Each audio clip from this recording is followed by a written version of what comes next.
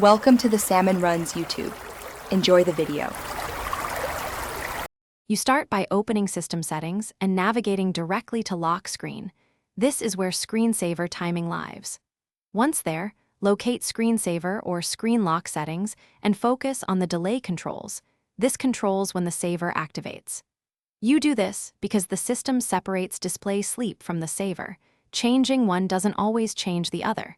Make sure to note whether your Mac uses battery or power adapter profiles, because those can have independent timing that override. You now change the start after delay to the exact minutes you want. Type or select 10, 15, or a custom value so the saver waits. Once done, switch to battery and power adapter tabs and repeat, because each profile can override the default. If available, enable hot corners and assign a corner to start screensaver.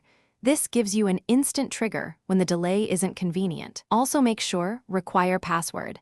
Timing matches your security preference so behavior is consistent. You finish by testing.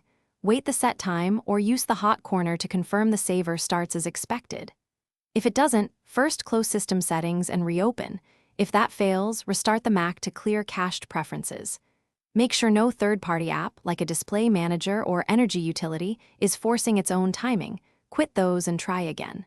If problems persist, check for managed profiles or admin restrictions. Those can lock settings and require an admin to change them. Thanks for watching. Consider subscribing if we helped you.